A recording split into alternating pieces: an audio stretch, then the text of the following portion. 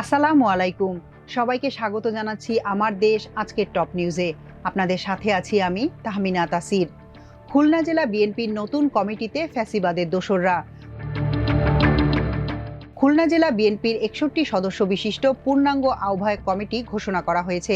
বিএনপির সিনিয়র যুগ্ম মহাসচিব রুহুল কবির রিজভী স্বাক্ষরিত কমিটি বুধবার রাতে ঘোষিত হয়। কমিটি নিয়ে দলীয় নেতাকর্মীদের মধ্যে ক্ষোভ দেখা দিয়েছে।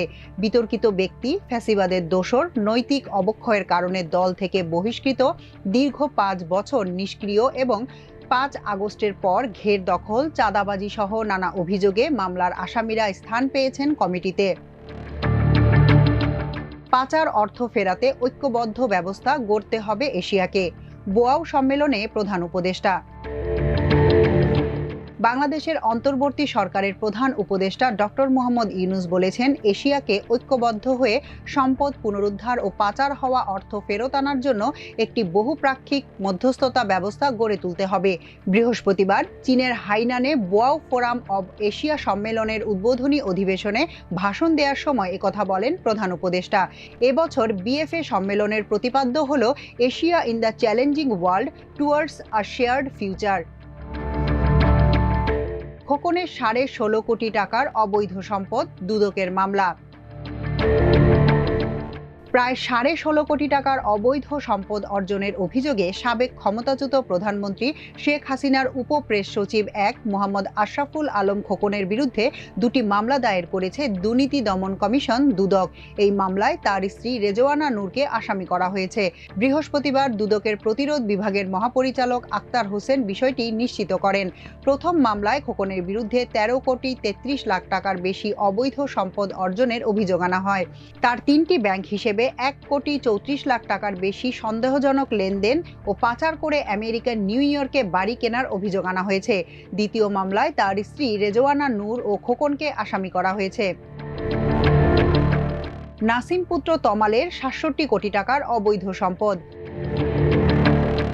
বাংলাদেশ ও মার্কিন যুক্তরাষ্ট্রে ৬৭ কোটি ৬৩ লাখ ২৭ হাজার টাকার অবৈধ সম্পদ অর্জনের অভিযোগে সাবেক স্বাস্থ্যমন্ত্রী ও সিরাজগঞ্জ ১ আসনের সাবেক এমপি মোহাম্মদ নাসিমের ছেলে তমাল মনসুরের বিরুদ্ধে মামলা করেছে দুর্নীতি দমন কমিশন। বৃহস্পতিবার দুদকের প্রতিরোধ বিভাগের মহাপরিচালক আক্তার হোসেন মামলার বিষয়টি সাংবাদিকদের নিশ্চিত করেছেন। তার 3টি ব্যাংক হিসাবে ৩ কোটি ৩৭ লাখ টাকার বেশি লেনদেনের অভিযোগ আনা হয়েছে। আদানির বকেয়া পরিশোধ শুরু, বিদ্যুৎ আসছে পূর্ণমাত্রায়। ভারতের গৌতম আদানির প্রতিষ্ঠান আদানি পাওয়ারের বকেয়া পরিশোধ শুরু করেছে বাংলাদেশ।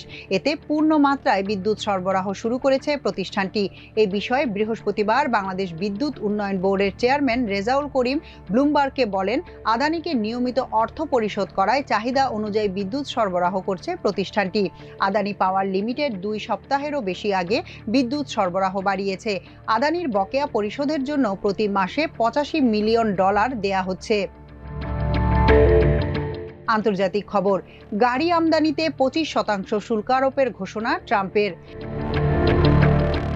আমেরিকায় সব ধরনের গাড়ি আমদানির ওপর 25% শুল্ক আরোপের ঘোষণা দিয়েছেন প্রেসিডেন্ট ডোনাল্ড ট্রাম্প। এর মধ্য দিয়ে আমেরিকার স্বাধীনতার সূচনা হলো বলে জানান তিনি। তবে ট্রাম্পের এমন ঘোষণা কোনোভাবেই প্রত্যাশিত নয়, কারণ এটি বিশ্বব্যাপী বাণিজ্য যুদ্ধকে আরও তীব্র করার পাশাপাশি গাড়ির দাম বাড়িয়ে দেবে। স্থানীয় সময় বুধবার হোয়াইট হাউসে এই ঘোষণা দিয়ে ট্রাম্প বলেন, আগামী 2 এপ্রিল থেকে নতুন এই সিদ্ধান্ত কার্যকর হবে। একই সঙ্গে এটি আমদানিকারকদের উপরও কার্যকর করা হবে। সবশেষে খেলার খবর, হামজাকে পাওয়া গেল, তবে স্কোর মিলবে কবে?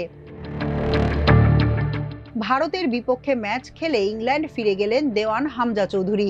বিদায় লগ্নে এক ভিডিও বার্তায় এই ফুটবলার বলেছেন, আগামী জুনে আবারও বাংলাদেশে ফিরছেন, অর্থাৎ আগামী 10 জুন সিঙ্গাপুরের বিপক্ষে এএফসি এশিয়ান কাপ বাছাই পর্বের দ্বিতীয় ম্যাচে খেলবেন হামজা।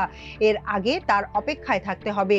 তবে ইংল্যান্ডের বিমান ধরার আগে দেশের ফুটবলে যে জোয়ার বইয়ে দিয়ে গেলেন এই মিডফিল্ডার, তা শুধু বাংলাদেশ নয়, দক্ষিণ এশিয়ার গণ্ডি পেরিয়ে ফুটবল বিশ্বেও ছড়িয়ে পড়েছে। র্যাঙ্কিংয়ে 59 ধাপ পিছিয়ে থাকা ভারতের বিপক্ষে দারুণ এক ম্যাচ উপহার দেয় বাংলাদেশ। এখনকার মতো এ পর্যন্তই। প্রিয় দর্শক, সবাই ভালো থাকুন, সুস্থ থাকুন, থাকুন আমার দেশের সঙ্গে। চ্যানেলটি ভালো লাগলে সাবস্ক্রাইব করুন, লাইক, শেয়ার ও ফলো করুন আমাদের ফেসবুক পেজ। আল্লাহ হাফেজ।